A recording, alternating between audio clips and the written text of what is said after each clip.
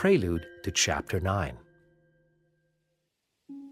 Jesus' shivering body walked to the opening between the trees.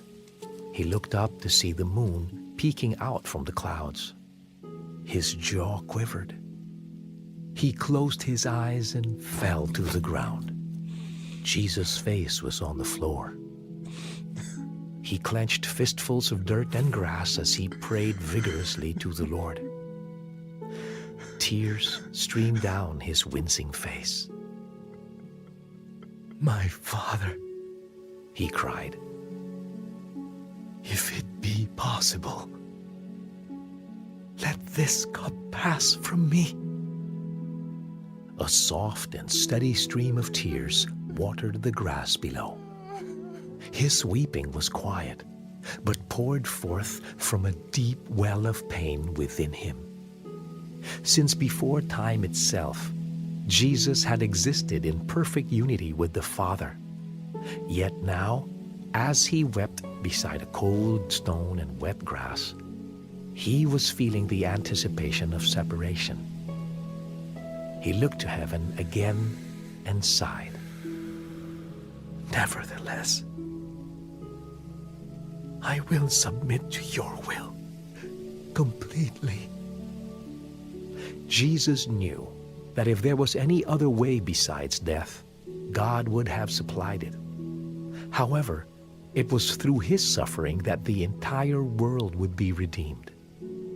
God did not create evil, nor did he desire for its power to keep his people captive. He would make a mockery of evil on the cross.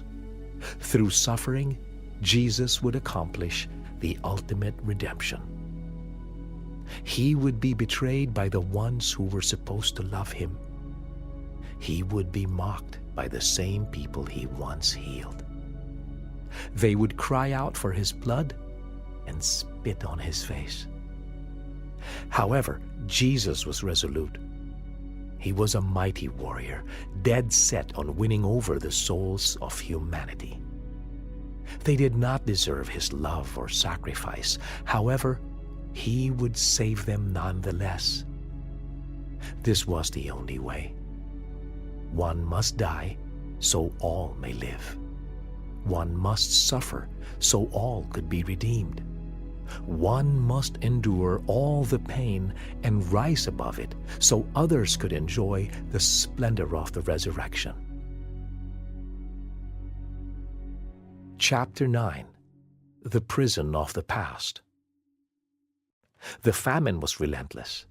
Its cruel bite continued to ravage the land of Canaan. The farmlands continued to char away under the sun, and the river running alongside it had dried up completely. The flocks had been diminished, and the family of Jacob had gone through all their rations provided by Egypt. Jacob's hope that the land would become fertile again blew away with the wind. His heart ached for Simeon, who was still in captivity in Egypt. However, he had delayed sending his sons to return, for he knew that he would have to send Benjamin with them. Jacob sat beside the well he had dug many years ago. He remembered digging it when his sons were young and his youthful vigor was still strong within him. Now, the well was dried up, along with his will to fight. Jacob sighed and leaned against the stone. "What has become of my family?" he prayed to God. "Is this not the land you promised to my grandfather Abraham?" The wind continued to blow harshly as Jacob watched the dust churn up in the distance. Reuben and Judah came up from behind and sat next to their father. The three of them sat in silence for a while, gazing at the desolate landscape. Without looking at them, he pointed to the horizon and said, "It is time to go back to Egypt to buy more food." Judah shook his head. "You know the ruler there solemnly warned us that we would be killed unless Benjamin came with us." Why do you torment me with your thoughtless actions? Jacob snarled. You did not need to mention Benjamin to him. Now Simeon is gone, and you risk the life of my youngest son? Zaphanath-Paneah was very interested in our family, Judah replied. He questioned us carefully about ourselves, our kindred, and even you.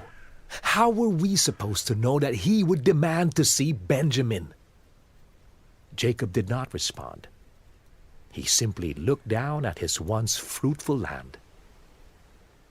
Judah scooted closer to his father and met his gaze. Send Benjamin with me, father. We can't afford to wait any longer without grain. Jacob was still silent, unwilling to look at Judah. Frustrated, Judah knelt in front of his father and exclaimed, If we had not waited this long, we could have been back twice by now. We must not delay any Silence! Jacob interrupted. He propped himself up to his feet using his staff. His anger was as strong as the warm wind behind him.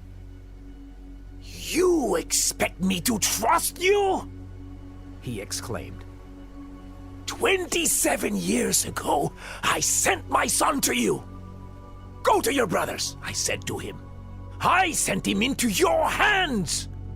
And you bring me back a tattered coat covered with blood. Jacob's entire body trembled with rage. Old age had not taken away his deep heartache for his lost son. Judah and Reuben sat there silently. They knew the truth. They knew that Joseph had not been killed by beasts. Yet the truth hurt even deeper than Jacob's accusations. The two men bowed before their father. Judah's hands sunk deep into the dirt.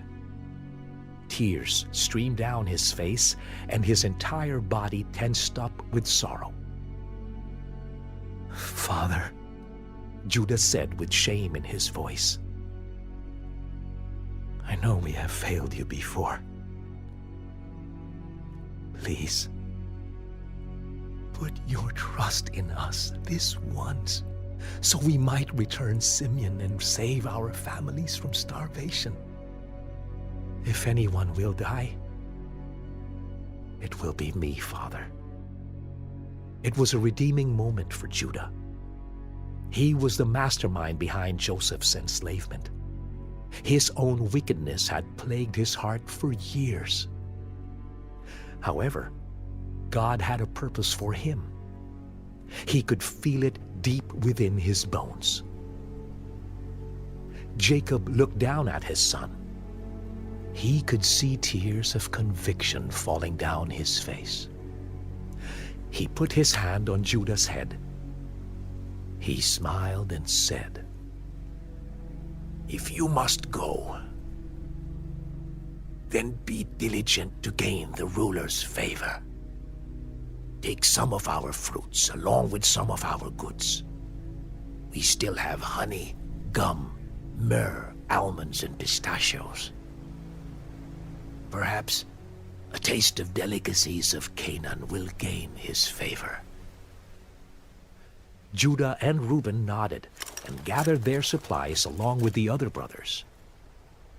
Take double the money you took last time, Jacob said. Return it to him, lest he try and accuse you of stealing it in the first place.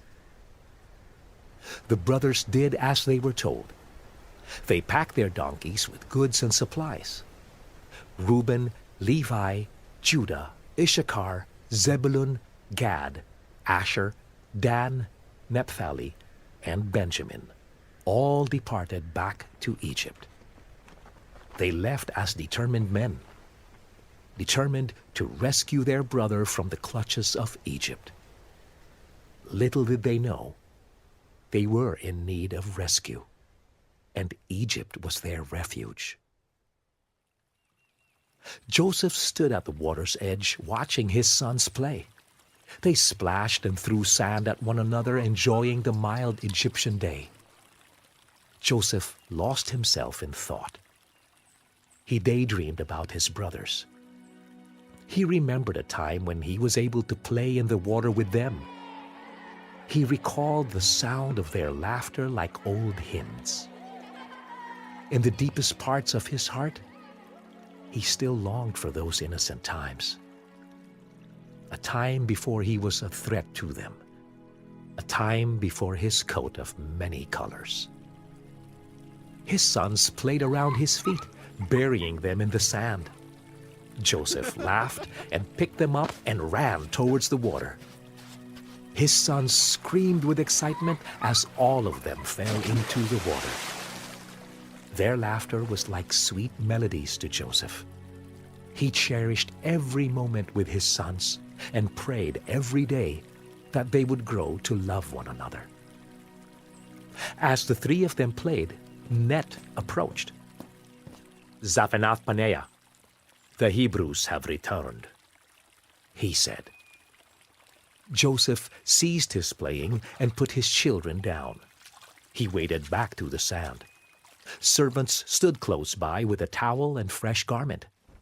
They dressed him, put on his chain and signet ring, and then took his children back to their mother. Joseph walked beside Net. "Have they brought another brother?" Joseph asked sternly. Net nodded. "Good." He approached the storehouses where grain was sold. His brothers were waiting for him there. Joseph leaned over to Net and said, "Go and retrieve their brother from the prison and bring these men to my home. Slaughter a calf and prepare it for a feast. They will dine with me at noon." Joseph did not meet his brothers near the storehouse. Instead, he stood off from afar and observed their every move. The brothers were led to Joseph's home. Asenath was waiting for them along with the servants. The entrance to the home was held up by pure ivory pillars. Awe came upon every brother. They had never seen such elegance. Joseph watched from afar. He saw his brothers take in his beautiful gardens, architecture, and artwork. Joseph smirked, thinking about his first reaction to Potiphar's home so many years ago. The brothers were seated at the table, surrounded by grapevines growing up lattice barriers. As they sat, the servants placed an elaborately decorated meal before them. The calf was cooked in many different ways, served with figs, fruit, and freshly baked bread. Although it was a famine, Joseph's wisdom and attentiveness to the will of God had held up Egypt to maintain its riches. Now the steward of Joseph's home placed the food on the table. The brothers looked at the spread with awe. However, they dared not touch it. "My lord," Judah said to Net, "when we first came to buy grain, our money was sent back with us. If this was a mistake, we have brought double the money in return. Please, tell Zaphenath-paneah not to be angry with us." The kind steward simply shook his head and smiled. "Ah, my friends, do not be afraid. Your God and the God of your father has given you that treasure. As for us, we received your money. Put your minds at ease and eat." The brothers mumbled amongst themselves. Did God truly put money in their sacks of grain? What did they do to deserve such a miracle? Joseph listened to their murmuring behind the curtain separating his room from the dining hall. He paced back and forth, scheming about his next steps. He did not know whether he was forgiving his brothers or trapping them. A flurry of mixed emotions filled his mind. He was a man wrestling with his flesh. On one hand, he desperately desired to reconnect with the family he had missed for so long. On the other hand, he wanted them to pay for the suffering they had caused. He breathed in deeply and leaned against the bedroom wall. A deep well of hatred was bubbling to the surface of his soul. As Joseph wrestled with his own heart, Net popped his head in through the curtains. "My lord, the feast is ready, and I have freed the brother we were holding prison." Joseph composed himself and entered through the curtains. Simeon had been returned to the table, and the brothers were rejoicing.